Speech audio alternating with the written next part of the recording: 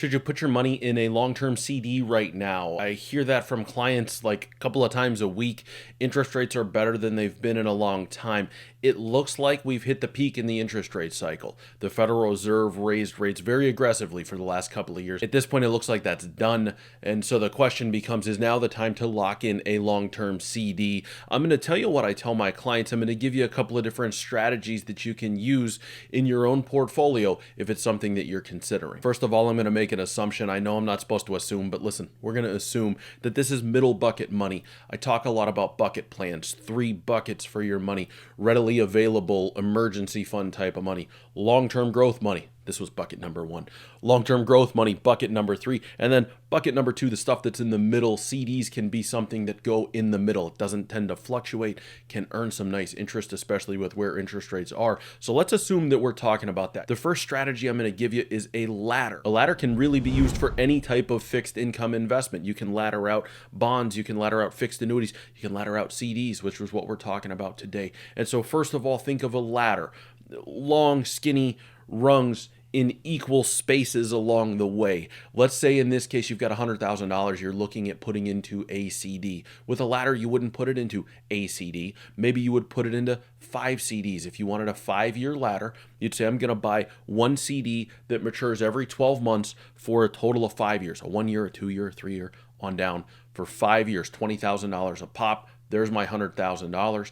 I did some research on interest rates before I did the video. I'll pop them up here on the screen. These are not representations of what you should go and find or what you should invest your money in, but just so we have an example, the 1-year CD was the highest rate that I could find, 5.5% for 12 months, and it's higher than the other ones, which is backward from normal. That's the inverted yield curve that I talk about. Everyone expects that interest rates are going to go down in the future, so nobody wants to pay higher rates for longer terms when they're taking in the CD, and so you tend to have shorter term CDs actually out earning the longer term stuff. In this case, you're still going to average almost 5%, comes out to 4.96% on that money for the first 12 months, and here's what you've done by laddering it out. You've helped minimize your interest rate risk. What if interest rates go up? What if interest rates go down? If you have money that's coming due every single year, but you've also got some money that's locked in for a longer period of time, you can smooth out the interest rate ride. Now, if you don't need to get to it, what happens at the end of the 1 year is that you go buy a new 5-year CD at what the rate is there,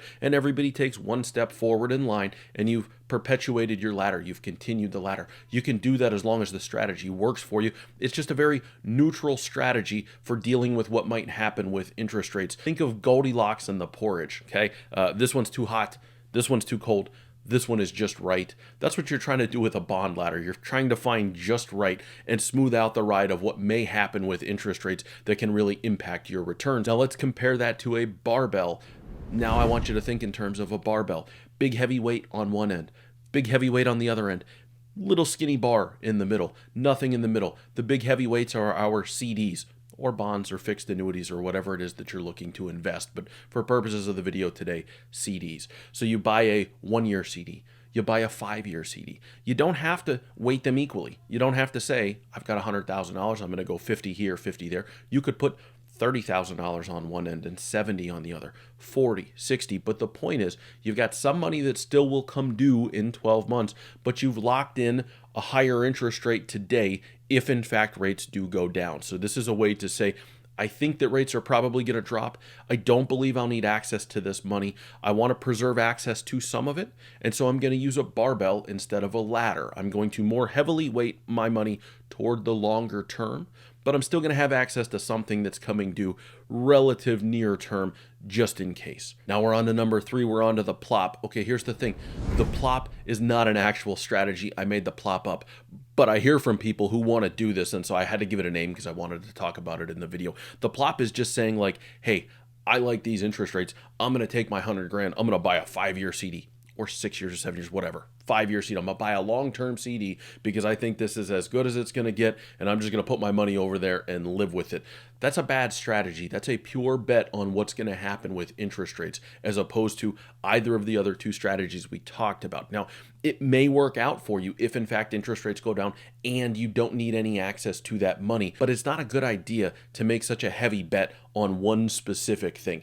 I feel that interest rates will go down, therefore I'm going to bury my money for as long as I can. It may work out just like bets work out sometimes, but that doesn't make it the right thing to do with your portfolio. Don't bet with your retirement. Now, before somebody gets all wise and tries to give me the business about like, oh, if rates go down, I'll just close out my CD, I'll pay the little bit of penalty, and I'll just go buy a new one at the higher interest rates. Beware, banks have changed how they do this sort of thing. Used to be that the penalty was a couple of months interest.